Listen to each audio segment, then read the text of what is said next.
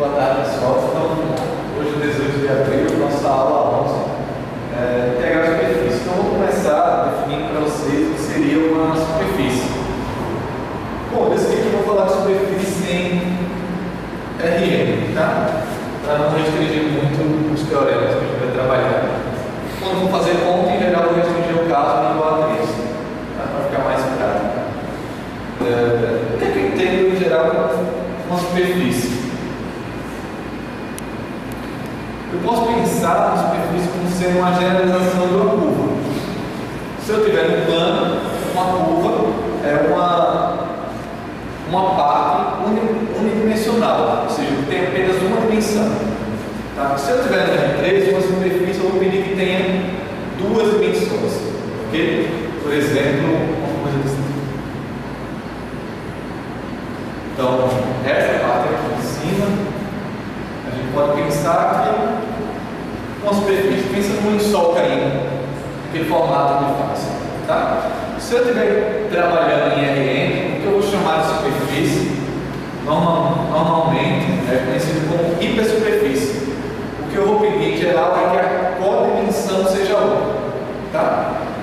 Pedir que a codimensão seja 1 é pedir que em cada ponto o plano tangente, no caso, se tiver o hiperplano tangente, ele tem um vetor normal bem definido.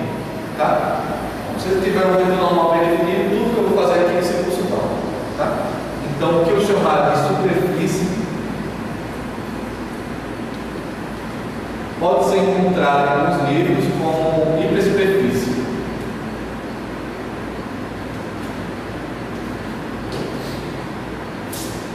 Tá? Então, em geral, eu peço que esses conjuntos tenham codimensão.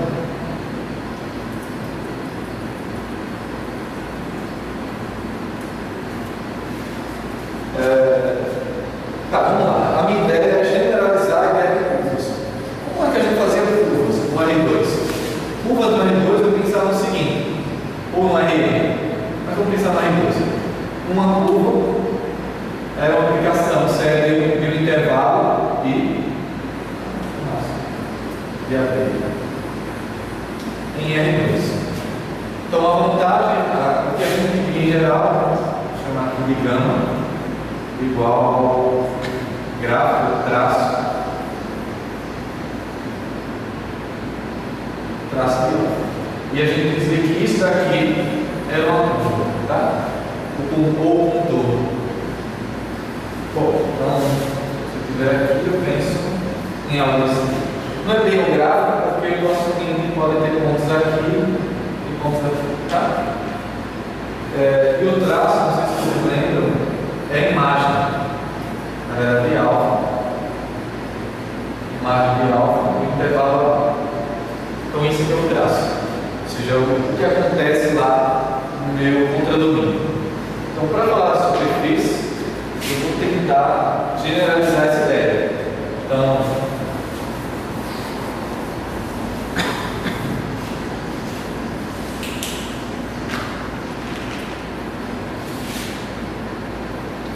seja de um subconjunto de RM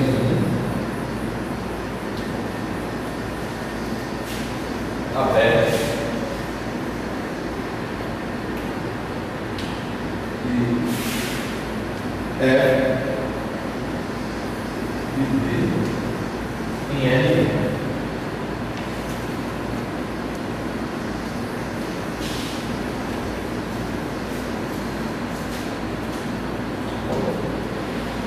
Uma função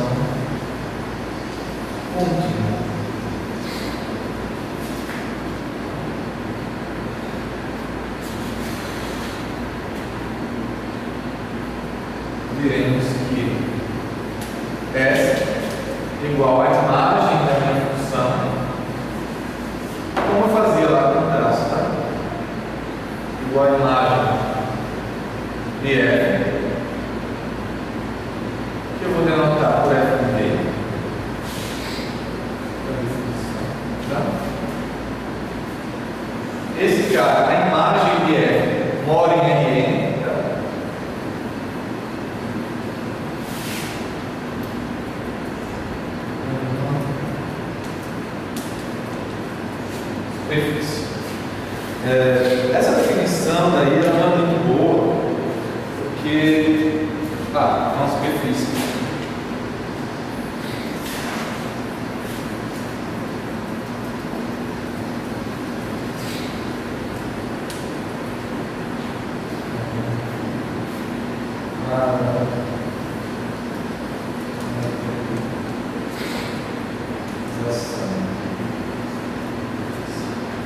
Dizemos que S é uma superfície e F, nesse caso, ainda como sendo uma paralisação. Essa definição ela não é muito boa porque ela assume que acontecem muitas coisas. Por exemplo, uma superfície que se auto-recebe, que se está se cruzando e fica muito complicado. Okay? Então, quando eu pensar em superfície, eu vou pensar assim, não só o dedo caindo, algo liso, suave, ou então pensar numa esfera, em algo que eu consigo imaginar como sendo pedaços de planos, mesmo, tá? Coisas unidimensionais.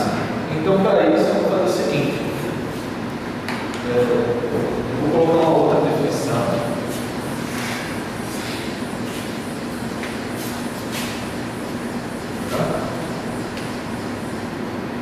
Então, essa aqui é a primeira definição em superfície topológica. Vou colocar aqui uma definição do que eu chamo de mergulho. E daí eu vou explicar por que esse cara é mergulho.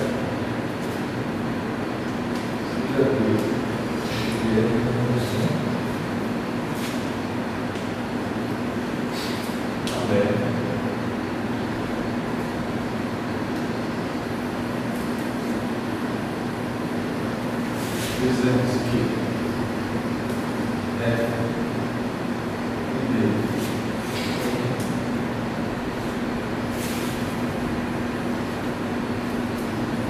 não é mergulho.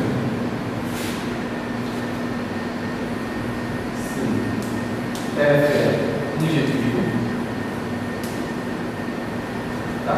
F sem injetivo é que F não tem autopercepção. Ok? A imagem dele não se cruza em dois pontos diferentes. Então, isso é uma coisa boa. Mas eu vou pedir mais ainda.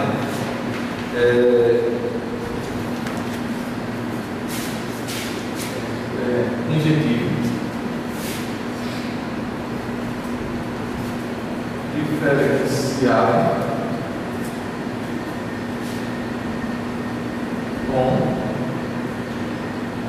F' X injetivo para 2x pertencente. Então, o que eu vou chamar de mergulho é uma aplicação injetiva diferenciável cuja derivada é injetiva. Tá? Então,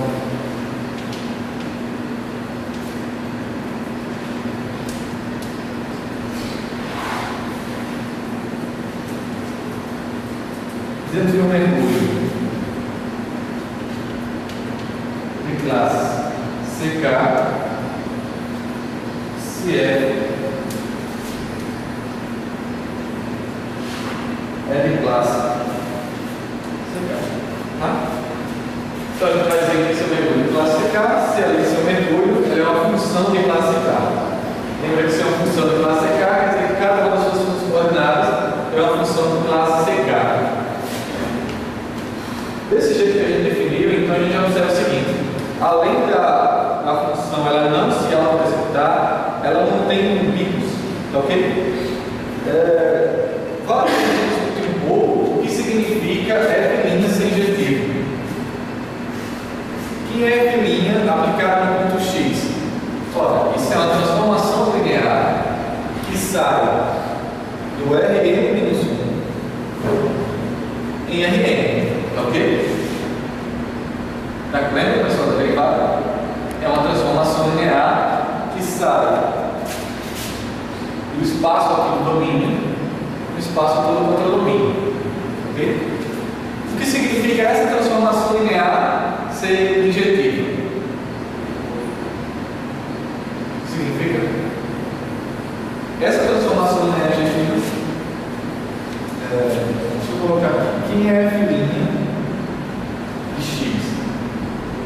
pensar na matriz, né? Ou seja, quem é com matriz, a jacobiana de f ponto x. Aqui vai aparecer os gradientes, né? Gradiente de f1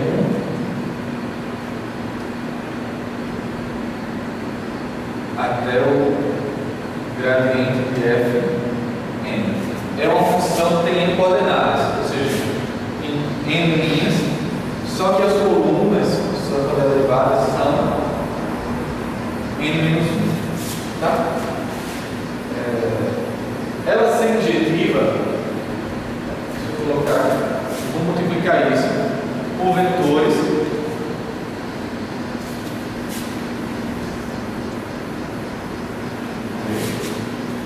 f.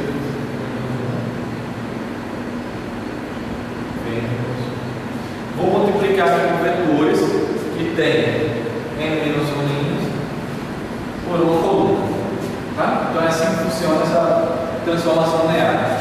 Se esses gradientes aplicados nesse vetor aqui, todos caras mesmos. Bom, isso ser injetivo quer dizer que existe pelo menos n linhas dessas, n-1 linhas, tá? Que são LI. Ou seja, o espaço gerado pelas linhas tem que ter dimensão igual à dimensão do domínio. Ok? Então, observe que aqui, nesse caso, não dá para falar de determinante, porque a matriz não é quadrada. Mas a gente poderia, em outra linguagem, dizer que existe um determinante menor, pelo menos um, que é diferente de zero. É equivalente a ser injetivo. Mas eu vou dizer que essa matriz é injetiva se C igual a L1, Ln, um LJ, representa Ln menos 1, tá? Na verdade, LJ são os gradientes desses FJs. Então, ela é injetiva se C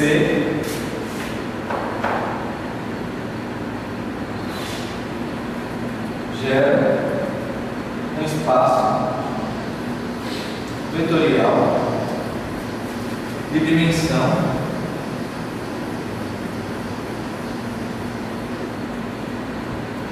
n-1. Ou seja, esse conjunto aqui ele tem n elementos. A gente diz que ele é injetivo se eu tenho n-1 elementos LI, ok? Ou equivalentemente se tem um determinante menor diferente de zero. Tá?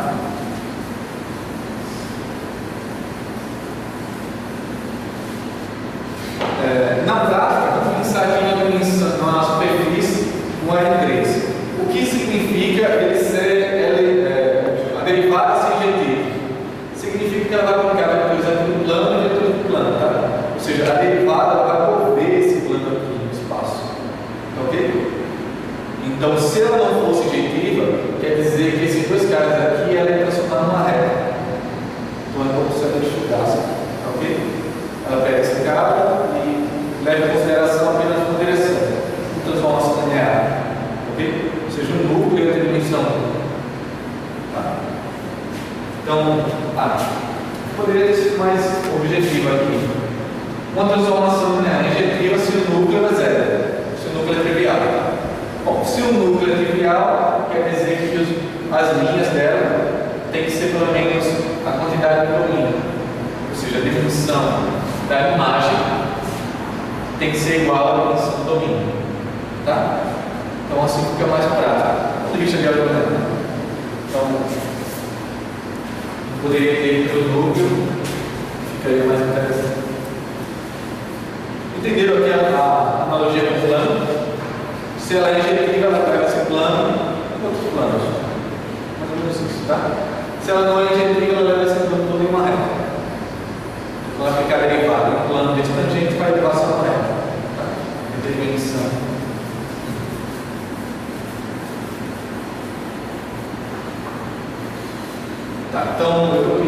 aqui para vocês que ela seja mergulho. Então, nesse caso, eu vou definir agora que seria uma superfície diferenciada. Seria uma outra definição.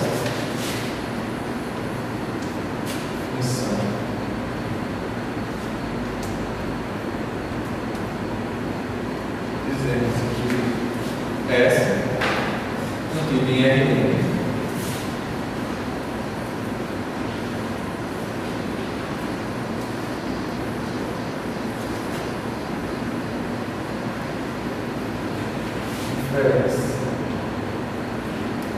Se A, C,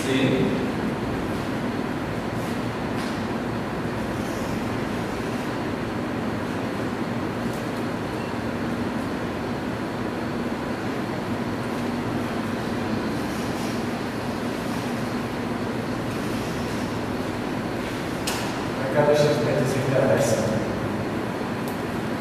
Existe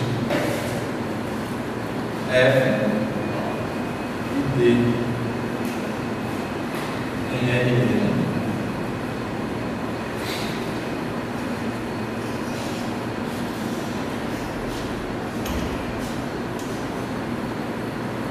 Então aqui X pertence a F e D e F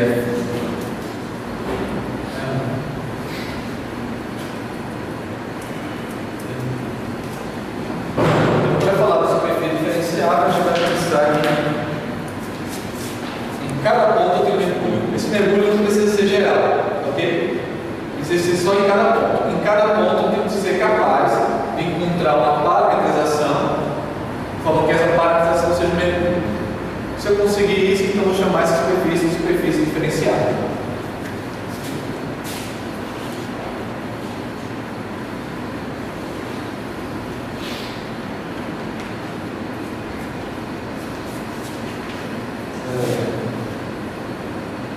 Além disso, eu vou pedir um pouquinho mais de coisas aqui.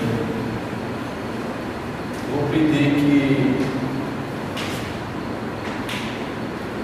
existe um V em Rn, tal que F de D seja igual a S interseção a V, e eu consiga fazer o inverso. Tá? Esse S, interseção V. Eu sou esse X azul aqui, isso aqui muito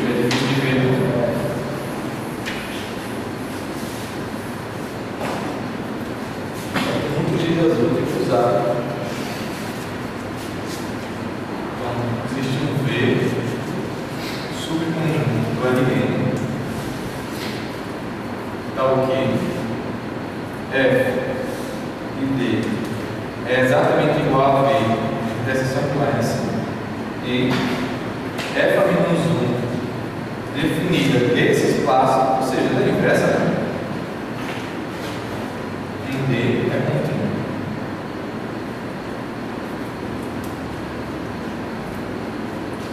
A vantagem da inversa ser contínua é que ela vai ser um homeomorfismo, ok? Então observe que ele não é um homomorfismo, faz no sentido de homomorfismo daqui para cá. Esse cara tem dimensão n-1, tá? Isso aqui tem dimensão n. Mas quando eu faço a interseção com S, eu diminuo o conjunto. E ele vai ser um homomorfismo na imagem dele.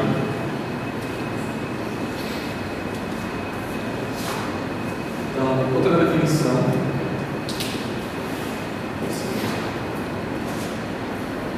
A coleção de mergulhos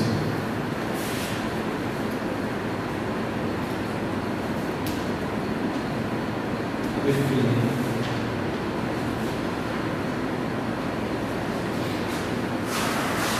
mergulhos cujas imagens geram essa é dito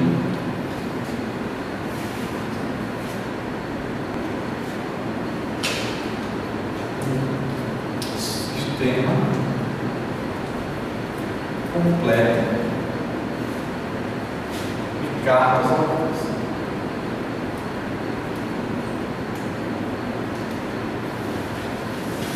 Então, um sistema completo de cartas locais. Ou eu prefiro apenas atas. Tá? Então, quando eu falo atas, é como se a gente estivesse fazendo um mapeamento, uma maneira de localizar esses pontos da superfície. Ok? Então, vamos formar aqui um atlas de uma esfera. Uma R3. Então, a ideia aqui, para cobrir uma esfera na R3,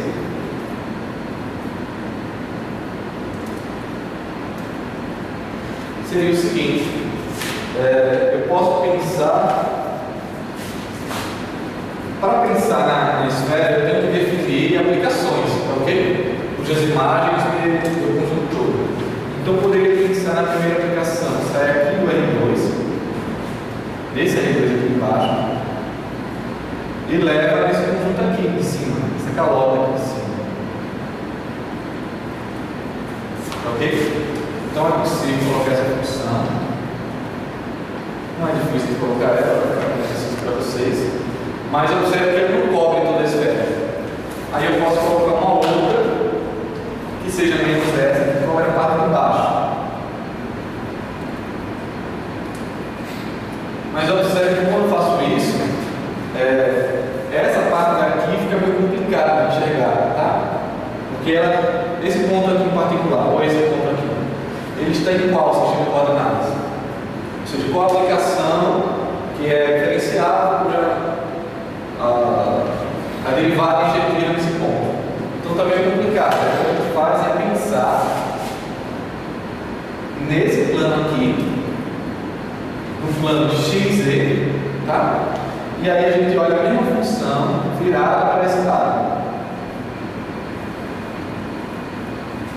Ok? Ou seja, eu olho uma calota da esfera, outra calota da esfera, outra desse lado, outra desse lado, 4. Aí tem dois pontos aqui que ficaram meio estranhos, esse ponto aqui e o seu antígono. Então eu ainda vou colocar mais duas calotas aqui. Pegando aqui nesse plano, tá? Puxando para esse lado. Então coloca agora mais essa calota e outra calota. Então isso daí geraria um atlas ou um sistema completo de coordenadas locais. Então, com esses 6 pedaços que eu coloquei, com essas 6 funções, a gente conseguiria em cada ponto encontrar um mergulho. Tá ok? Em cada um desses pontos parametrizados um mergulho.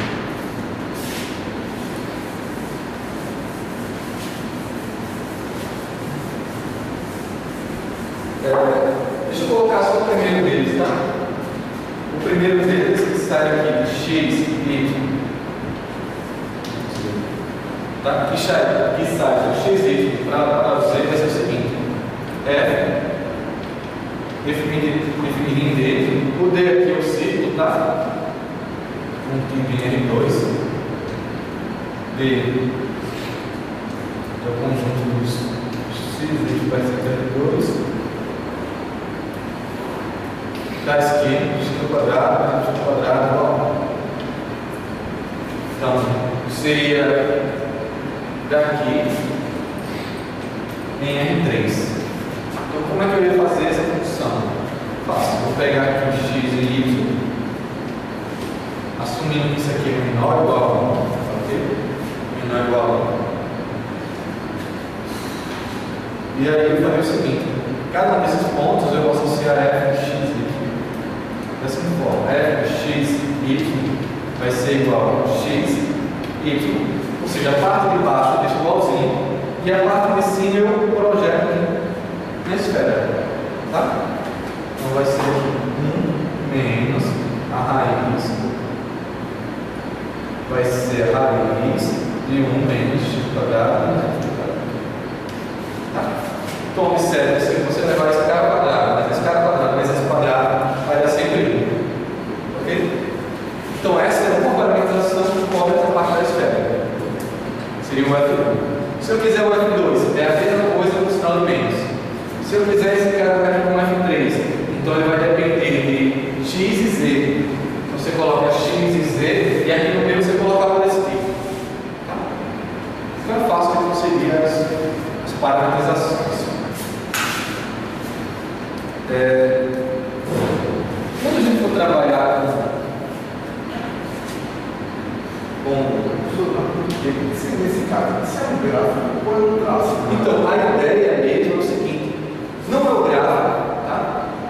porque estou olhando só a imagem.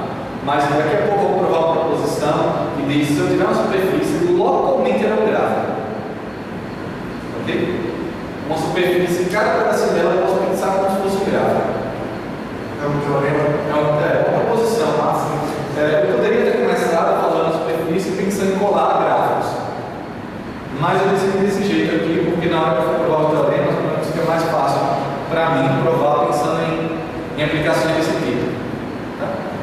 Até para pensar em paralelização fica mais fácil, porque fica claro aqui que eu tenho duas variáveis. Entendeu? Mas a gente pode pensar como sendo gráfico. No caso, seria o gráfico da função f definida de d em R, tal que é f de x seria igual a raiz de 1 x quadrado menos y quadrado. Tá? O chato é o seguinte: esse gráfico não cobre tudo, né? Vai ver só a parte de cima. Aí fica meio estranho qual o gráfico baixo, qual o gráfico do outro lado. Desse jeito aqui, como eu já estou na R3, fica pelo menos para mim, fica mais fácil de entender quando eu estou olhando um lado ou outro, porque eu vou trocar aqui as suas coordenadas. Nesse outro caso, se eu quiser essa parametrização aqui, aí fica ruim deixar o gráfico, porque eu vou ter que mudar, girar o domínio, entendeu? Girar o domínio, beleza. E a gente está acostumado a olhar o gráfico sempre para cima. Mas localmente é sempre o gráfico.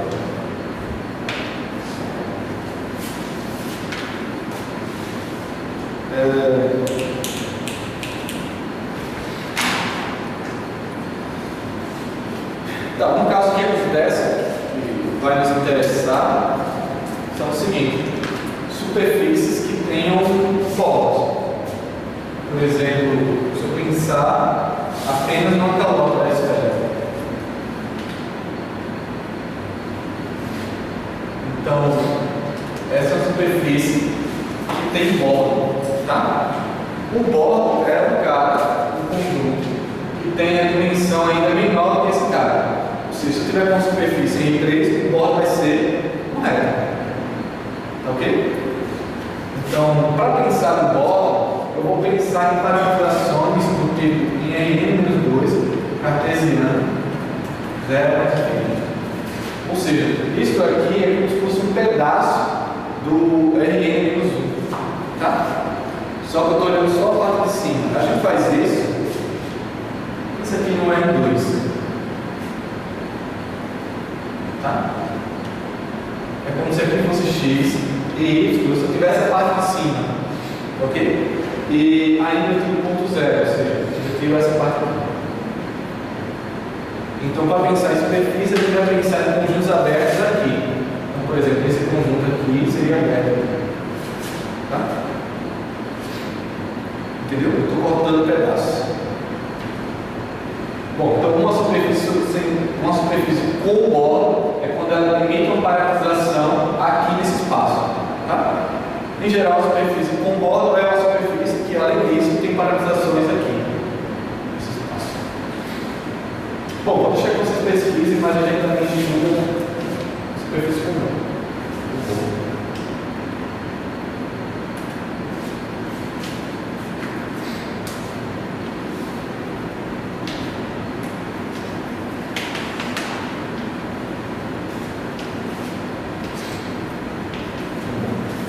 A única coisa que é precisa é esse cuidado aqui, tá? A gente baixa a dimensão para dar um ponto aqui.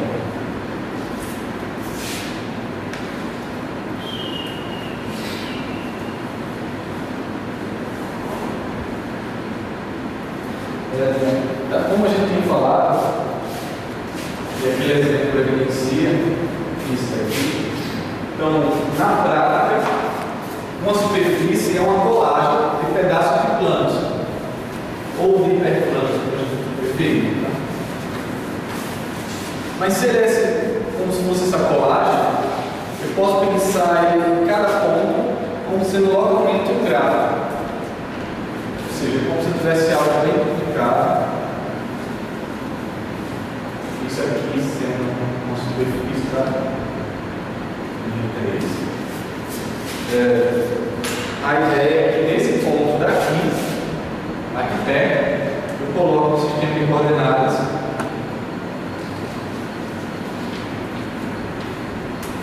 E aí, nessa parte, eu consigo enxergar esse conjunto aqui como sendo uma superfície gráfica da superfície, tá? Como existia uma função f, era aqui nessa parte. Não sei se vocês conseguiram entender. Em cada ponto é como se eu estivesse carregando esse tipo de coordenadas para lá, para que fosse localmente o gráfico. Tá? Então isso aí fica um pouco complicado de definir, é mais fácil desse jeito. Mas é interessante a gente saber que localmente é sempre um gráfico. Tá? Sempre uma partezinha vai ser como se fosse um gráfico. O teorema, a posição que prova isso, até porque é complicado, vai ser carregada de notação. Então vou iniciar aqui com uma proposição.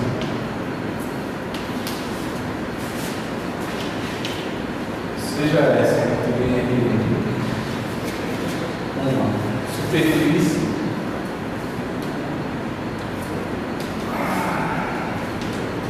diferenciada, ou seja, em cada ponto existe mercúrio, ok? Superfície diferenciada de classe C1.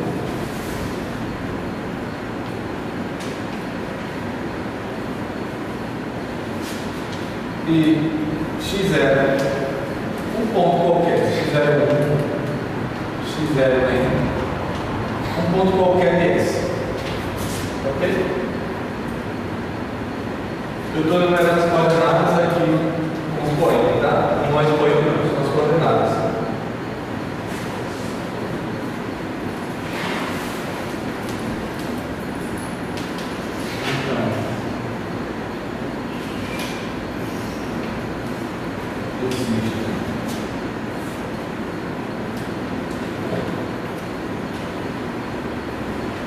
Um aberto B do RN que contém x0,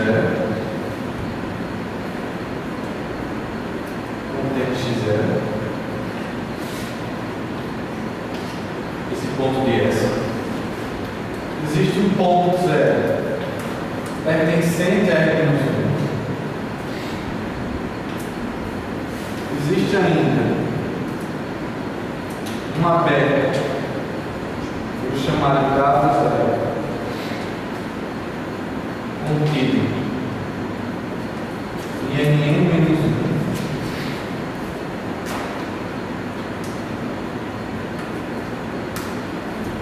Contém um 0 e uma função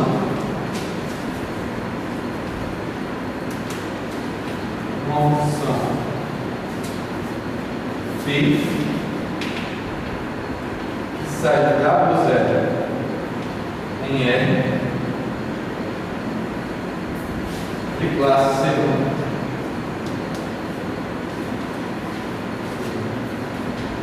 Tá ok?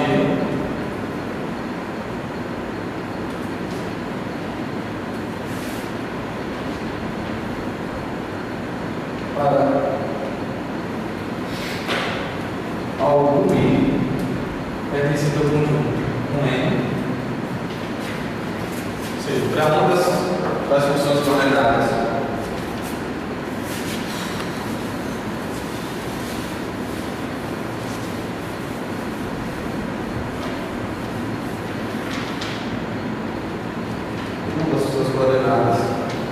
eu vou ter que φ de U0 é exatamente x e 0. Tá? Existe uma dessas coordenadas que se escreve como função de outras. Se eu tiver com 3 coordenadas, é como se esse fosse x, y, z. E esse daqui fosse dependendo das outras funções. Tá? E a segunda condição é que esse V0, chama V0 porque depende do x0, tá? V0, interseção S, é o gráfico. Então existe localmente é o gráfico. Uma das funções se escreve como função das outras. Ok? Vou ver uma demonstração disso. Esboço. Então, essa prova ela é por construção. Então, observe que eu não conheço FI, não tenho nada. A única coisa que eu tenho para começar é o fato da minha superfície diferenciada. Se a minha superfície é diferenciada, então isso me garante que existe mergulho. Então, eu vou procurar afirmando que existe mergulho. E a partir desse mergulho, eu vou construir a minha função φ. Tá ok? Então, começa com mergulho e a partir daí eu construo a minha função φ.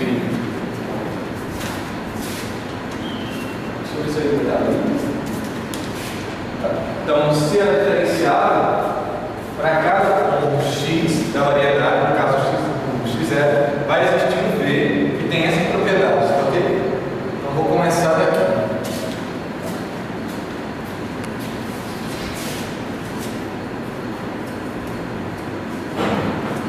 Por hipótese, existe V0 em Rn com x0 vai ser V0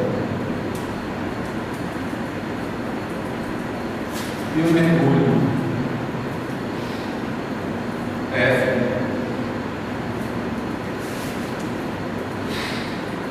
tá o quê? Tá, quando existe uma peça mergulho tem aí uma definição da o que F e U é igual a V0. A exceção é essa.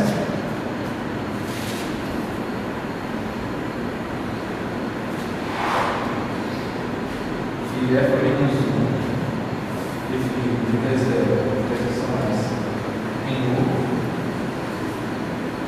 é contínuo. Bom, coloquei isso aí porque eu vou precisar e eu tenho que apagar aqui. É a mesma coisa que está aqui. Está claro, pessoal? Estou seguindo a definição.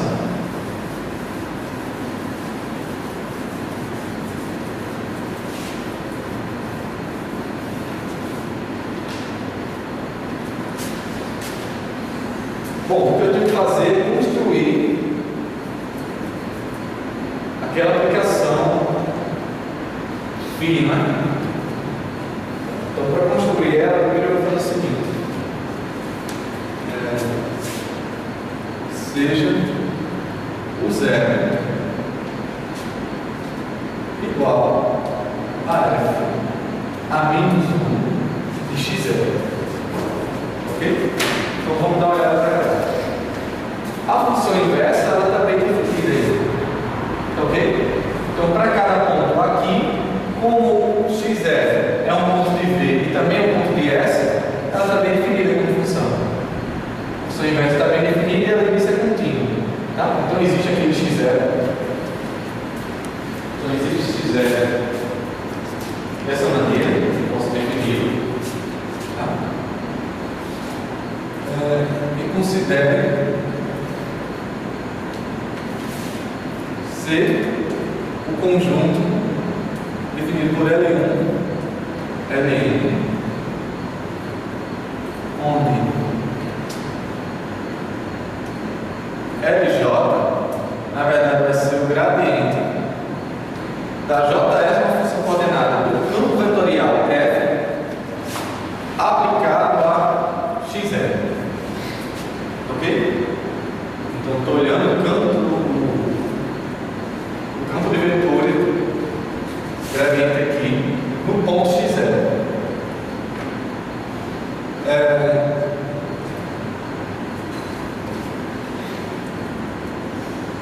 Como C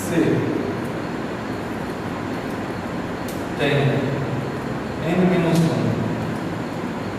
elementos L, tá? Lembra disso que a gente falou? C é um mergulho, então quer dizer que sua derivada é injetiva. Se sua derivada é injetiva, quer dizer que o núcleo é zero. Se o núcleo é zero, quer dizer que a dimensão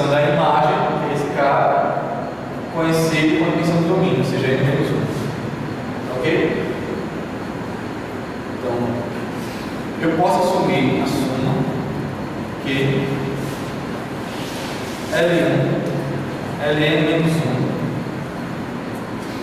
é L1. Então, o que eu fiz foi considerar as n menos 1 primeiras, que é L1. Ah, professor, mas não é nesse caso. Que L é a partir da segunda. Tá, você troca, professor. Ok? Isso não vai mudar no argumento. É só para fixar, né, tá? Assuma que as n menos 1 primeiras são L1. Lembra que a minha função agora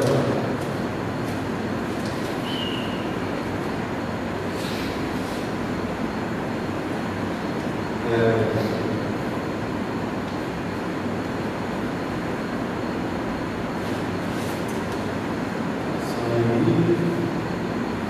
tá bom, agora defina.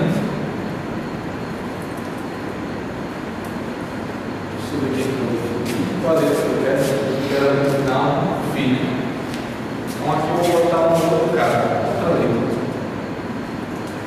Tá um filho desse jeito. Tá? Defina φ saindo de U em Rn. Então, lembra quem é U? É o domínio de parametrização, tá ok? Então, eu vou tomar minha φ que começa no domínio da parametrização. Vou ter φ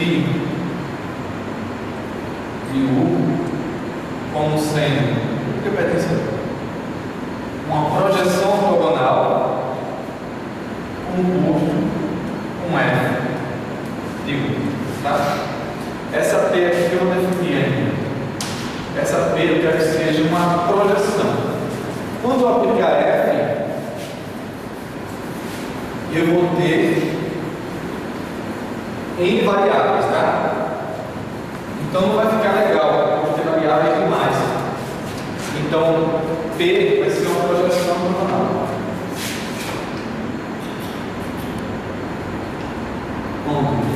P sai de Rn em Rn menos 1.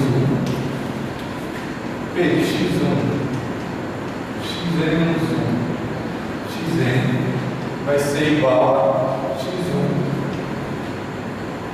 xn menos 1. Uma projeção.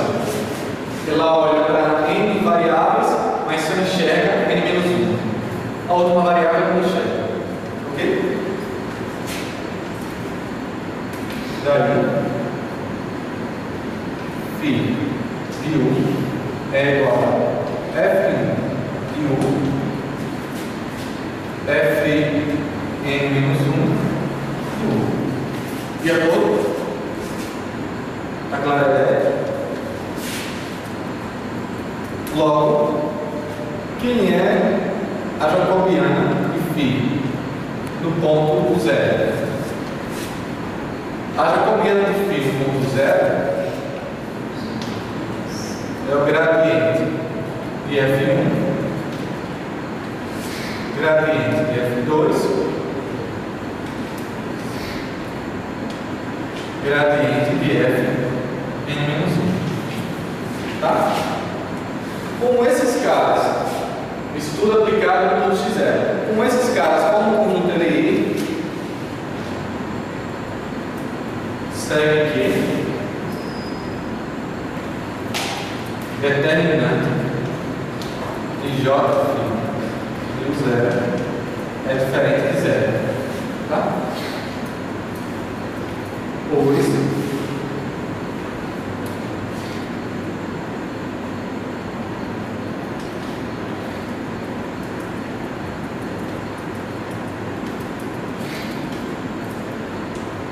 ou então poderia afirmar o seguinte: esse cara está muito ali, quer dizer que isso é um isomorfismo de Rn menos 1 em Rn menos 1.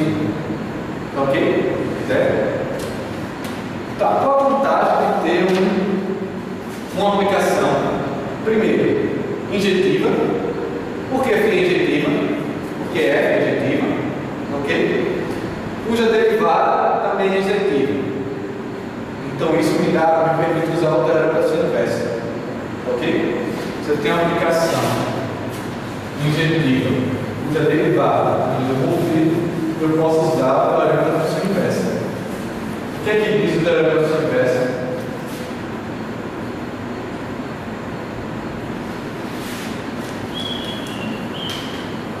Ele vai me permitir inverter essa função, tá?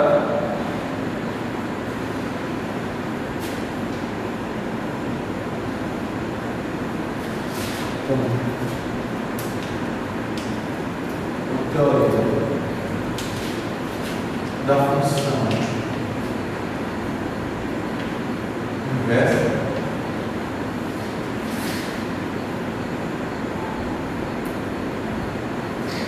garante que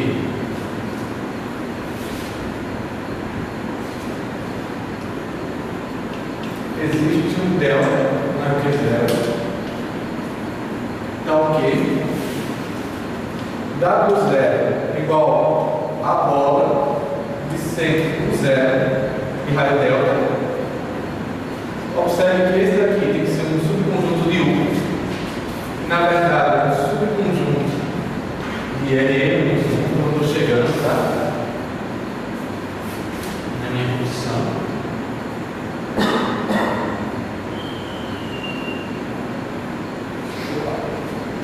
Esse cara aqui dá.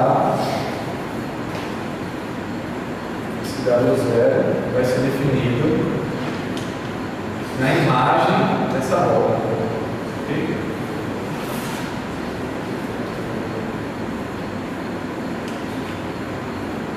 É a W0 e definir dessa bola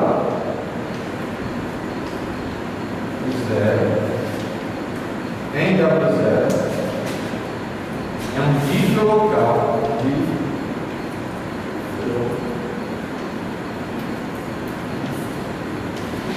então, você quer definir aqui na sua imagem é onde foi movido. Se é onde foi movido, então tem inverso. Ok?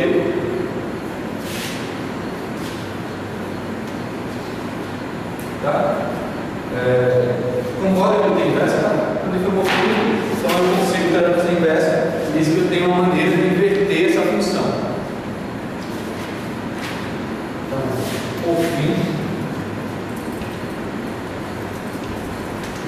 define φ, que é o que eu quero, tá? E sai de W0 em R da seguinte forma: ela vai pegar aqui em W0, ela não vai pegar uma não, tá? Ela vai pegar, deixa eu pegar aquela outra lema. Vou colocar aqui um zero lá e vai levar aqui e o zero lá como sendo Fn aplicado no φ a menos 1 e o zero lá. Ok? Então vamos dar uma olhada no teorema. O que eu tenho que ter é que esse cara aplicado ao zero tem que dar o x0i. Nesse caso, esse cara daqui tem que dar o 0i, ok? A enésima coordenada. Lembra que do jeito de construir, eu tenho que f do zero é igual ao zero. F do zero é igual a x0. Ok? Então, como eu coloquei ele como inversa, deixa eu fazer aqui essa observação para não apagar aquela parte. Como eu coloquei aquele cara como inversa, então aqui vai ser o Fn de chapéu do meu zero. Olha, isso daqui estou definindo dessa maneira. Deixa eu ver, tá certo?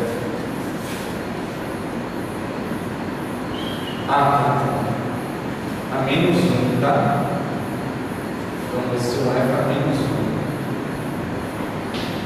E o chapéu.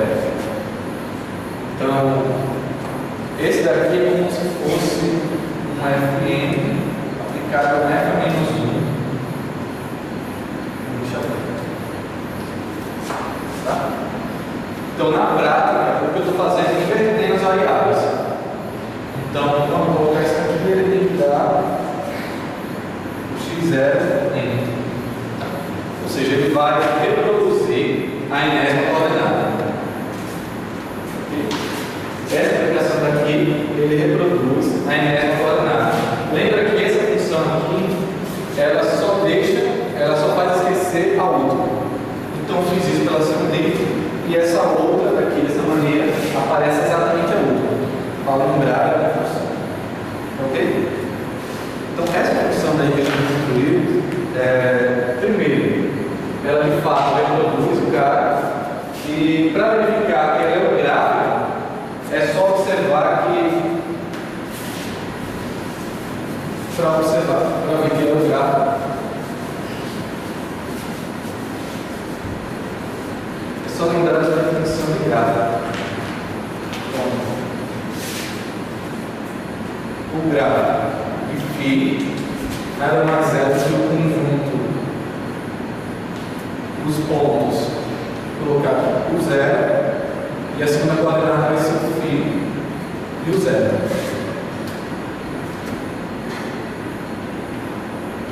dr, no caso Rn menos 1 é o memória U, tá?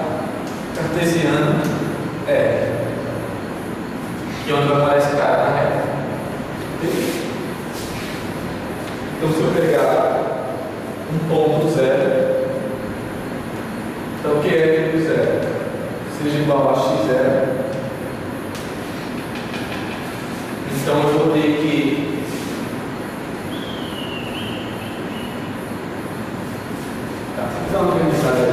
mas eu vou ter que essa função, como é a dessa outra, ela vai reproduzir aqui exatamente a mesma coordenada, tá? Para dar o x0. Para dar o x0 vai ficar voltando exatamente essa mesma coordenada. Tá? Isso aqui está meio chato, está meio inversa. Quando eu definir isso inversa, ele vai lembrar as elementos coordenadas e depois eu vou voltar para lembrar as mesma coordenada. Que é o Fn. O Fn e o zero é exatamente o x0 n. Então, tá?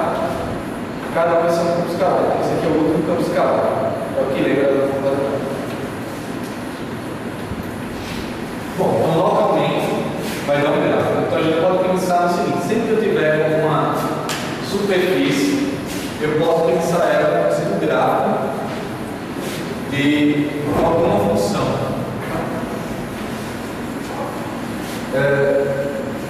Ainda para definir a questão da integral da superfície, primeiro a gente tem que entender o que é a superfície. Então, observe que a superfície ela vai depender da paralisação. Ok? A gente precisa mostrar um resultado que diz o seguinte: ela não depende da paralisação. Ok? Então, quando for calcular a integral, não pode depender da maneira que eu escolho a paralisação. Isso não pode depender. Vou tentar chegar até aí hoje. Tá. E além disso, para calcular essa integral, eu vou precisar que ela seja orientável. Certo? Orientável, eu vou dizer o seguinte: uma superfície, por exemplo, uma superfície que não é orientável, é a faixa de meios. Eu vou conseguir desenhar aqui para aprender. Isso que acontece com a superfície, a faixa de meios, ela gira, né? Então eu venho nesse caminho, a gira para cá, para lá. Ou seja, você percorre um caminho, e a partir desse ponto você vai inverter, você chega do lado oposto dele. Tá? o símbolo do ímpar. É aquele símbolo do ímpar. Então, eu quero me livrar de coisas desse tipo. Tá? Então, para me livrar de coisas desse tipo, a gente pega que a mudança de variável. A mudança de variável, que a gente chama, é como se fosse o seguinte: existem duas caras, duas paralisações. Quando elas têm interseção, Garrafa do lado também é outro complicado, se vocês fizeram ponto de S. Então, suponha que tem uma F1 que sai com a veto 1 em Rn, tá? E uma F2 que sai de 1, 2 em Rn. Na esquerda, x0 pertence a F1 de 1, ou seja, na imagem dessa, e ainda pertence à imagem da outra. Ok? Esteja nas duas. Nesse caso, então, T definido da interseção, tá? De 1.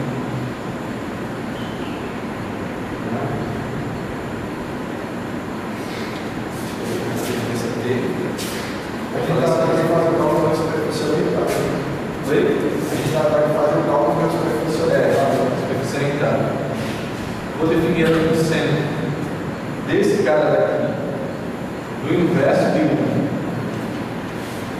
caindo no inverso de luz,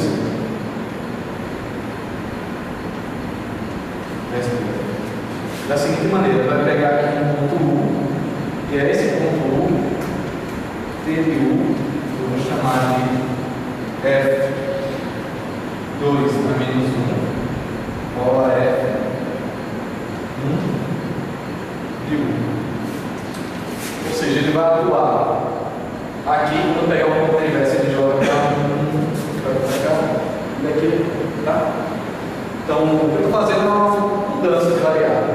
A gente diz que a superfície orientada se determinante da matriz J D é sempre maior do que zero.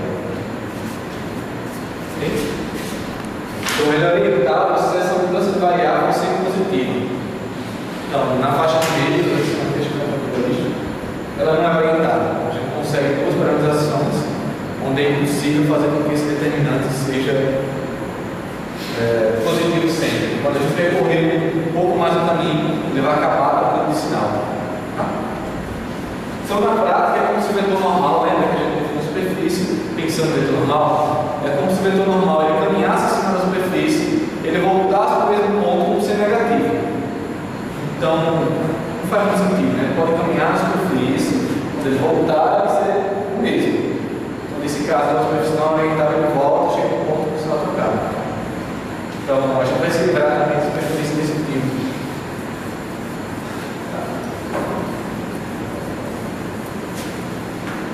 Em superfícies orientáveis, a gente consegue definir um integral de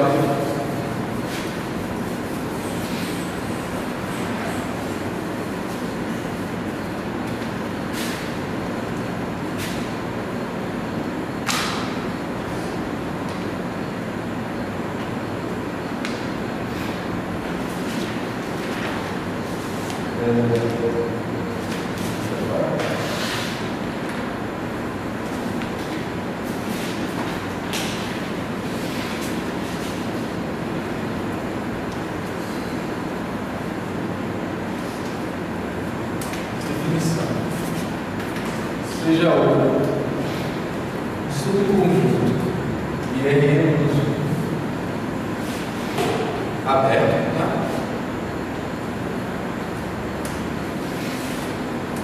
E F DU em R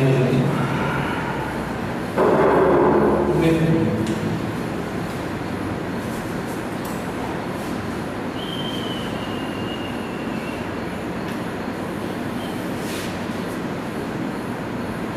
Seja F uma aplicação do Rn em R contínua, no campo escalar contínua. Vou pedir que tenha um suporte compacto, tá? Suporte compacto quer dizer o seguinte, que o conjunto onde ela não é zero é compacto. Ok?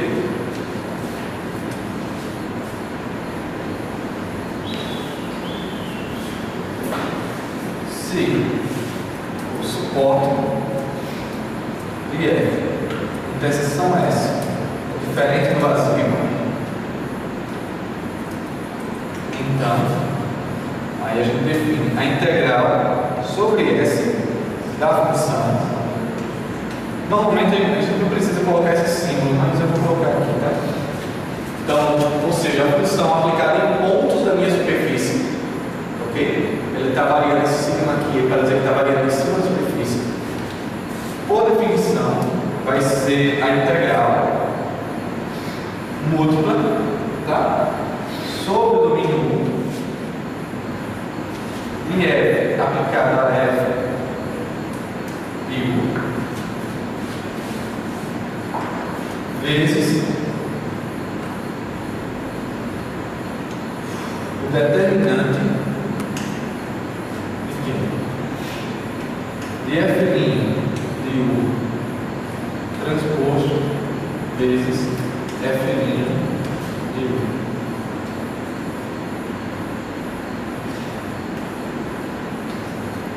Isso aqui elevado ao meio integral de valor, ok? Então, na verdade, o integral de superfície acaba virando integral múltiplo. Bom, para quem já fez cálculo 4, talvez não tenha visto essa notação aqui, tá? Esse cara daqui, a gente acaba não enxergando ele no cálculo 4. Ele é trocado, isso aqui, eles trocam já comigo. Não, o que aparece é a norma do produto vetorial das funções coordenadas, tá? Então, por que eu não coloco ele, por que eu coloco esse aqui, tá? Aqui é porque eu estou trabalhando em N-1. Se eu tiver em Rn, eu vou realmente ter, se eu tiver em R3, eu realmente tenho esse caso, tá? Vou colocar aqui uma observação. Deixa eu só enxergar. Na verdade, eu passo a minha integral. No lugar de ser sobre S, eu passo ela a ser sobre a parametrização, tá? Sobre a minha parametrização. Mas, professor, tem várias cartas, vários pedaços. Então, você vai definir cada pedaço do jeito. Vai ser a soma dos pedaços, ok? Da função. Então, vai ter uma composição aqui. Então, é como se fosse uma das variáveis, tá? E aqui aparece um determinante, né? Uma das variáveis aparece exatamente o determinante. É como se eu estivesse fazendo duas variáveis. Eu coloco desse jeito porque essa matriz ela é n-1. Essa outra matriz, como é transposta, é n-1n. Tá? Uma observação. Primeira observação é que isso daqui como matriz é uma matriz, primeira transposta, é uma matriz n-1 por n.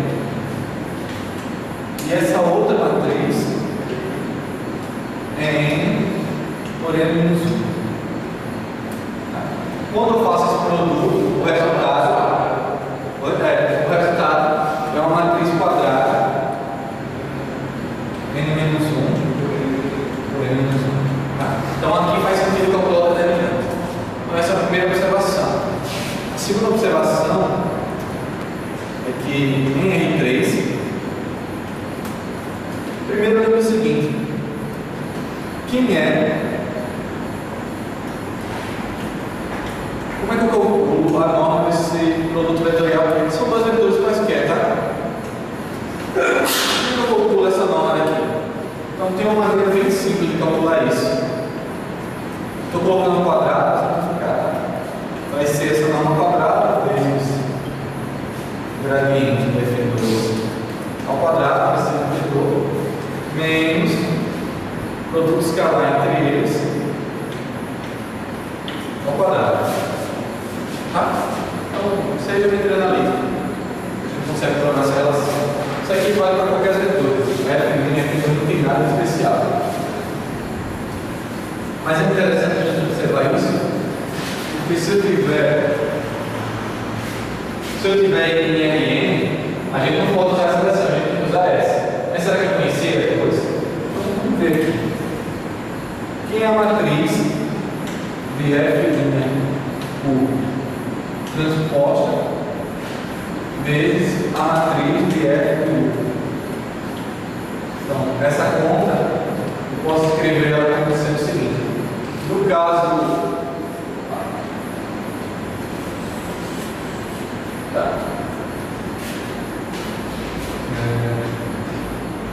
Toda vez me atrapalha. Tá. Eu vou colocar mais fácil. Vou colocar derivada. Derivada com respeito a x de f de 1. Aqui vai aparecer derivada com respeito a y de f de 1. Isso aqui é transporte. Derivada com f de y. Então, derivada com respeito a z de f de 1. Tá? Os gradientes eles vão aparecer aqui. F2 de x, F2 de y.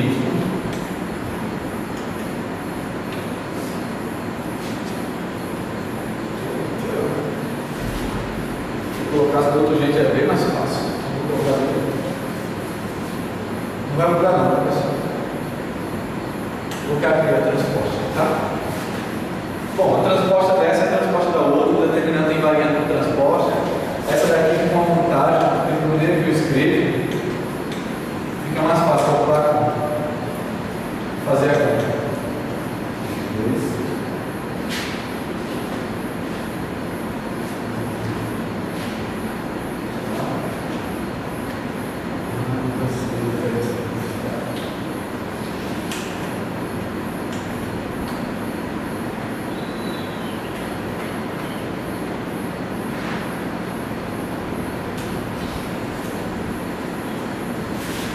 Já sei a diferença. Porque quando ele vai usar essa notação aqui no R3, ele está pensando em gráficos, por isso que só aparecem duas funções coordenadas. No meu caso, o que eu estou fazendo está aparecendo 3 funções coordenadas. Então aqui não vai rolar desse jeito. Ok? Do jeito que eu estou fazendo, vai aparecer aqui diferente. Eu não tenho 2 funções coordenadas, eu tenho 3.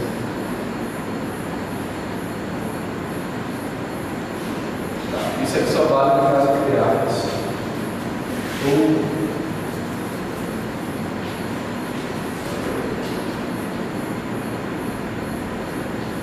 Como se eu estivesse desprezando uma das funções coordenadas.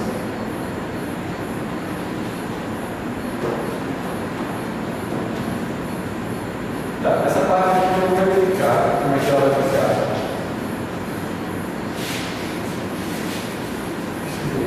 Fazer isso do mesmo jeito que eu estou fazendo.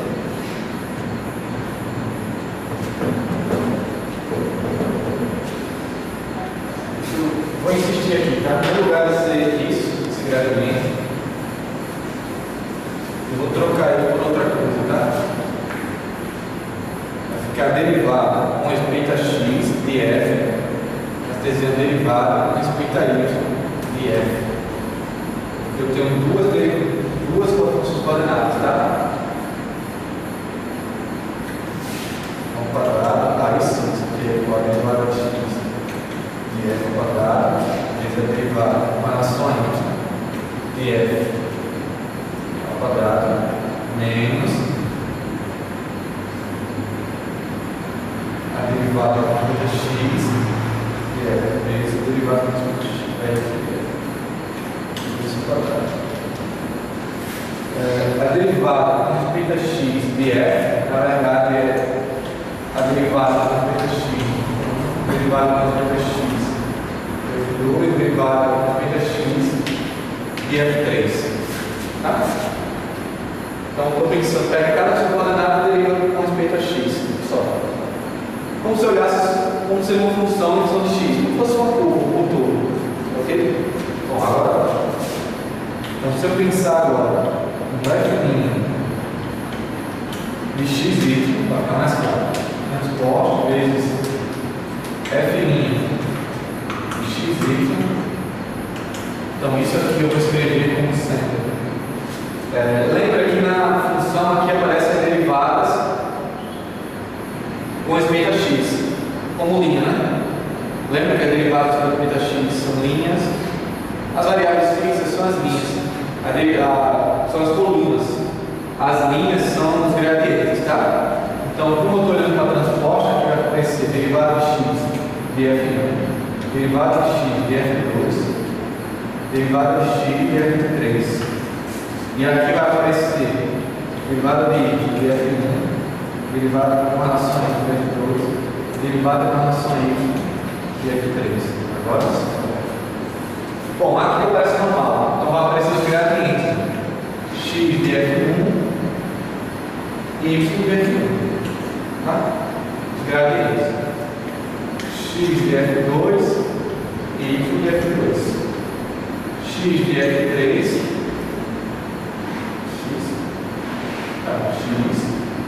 de f3.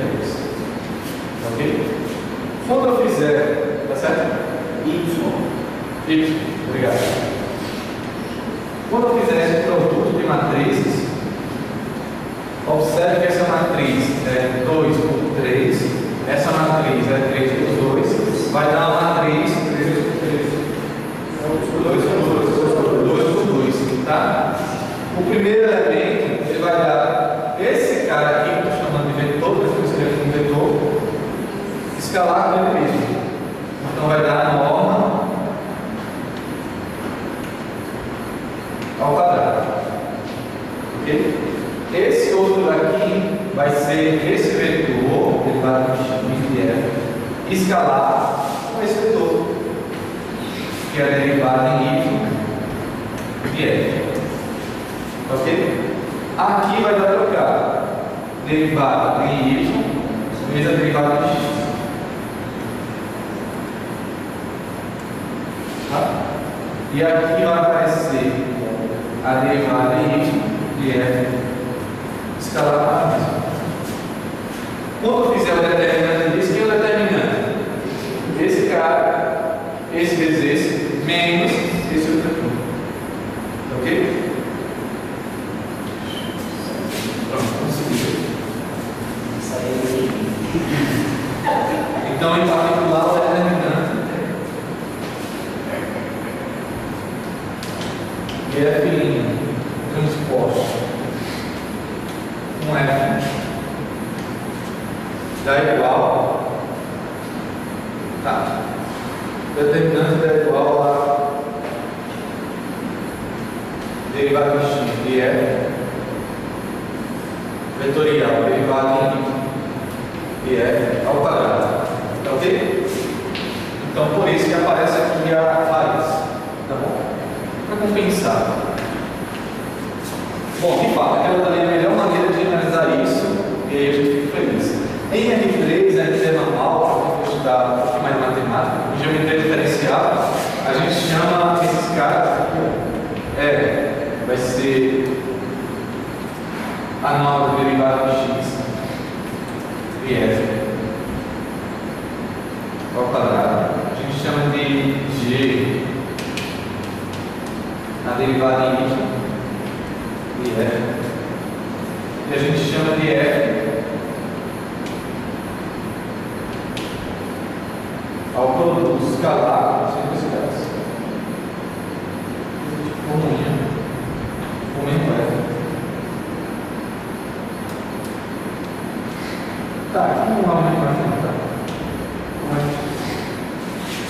tá, então essas daí são as primeira forma fundamental da superfície, tá? Então ela define a métrica da superfície, a maneira de medir distâncias são dadas a partir desses três elementos aqui. Isso daí é quando a gente pensa, no lugar de pensar o linear, a gente vai pensar como matrizes, como transformação linear ou como formas quadradas. Se a gente pensar como forma quadrada, esses elementos são bem interessantes. Tá? Observe que essa matriz aqui, ela é sempre uma matriz simétrica. Tá ok? É uma matriz simétrica. Como essa declaração de objetivos é uma matriz simétrica objetiva. O determinante dela é 3 de 0. Ok? Em todos os pontos. Esse determinante aqui é importante, a gente sabe que ele não vai circular. Ok? Pelo fato de ser um mergulho, eu estou calculando esse determinante aqui. O que a gente tem que fazer agora é verificar que se eu tiver duas parametrizações, vai dar a mesma coisa, o mesmo resultado, ok? Mas isso eu não consegui porque é muita conta. Não consegui fazer isso agora, não, pessoal. Então Então fica para a próxima aula. Agradecer a atenção de vocês e tchau.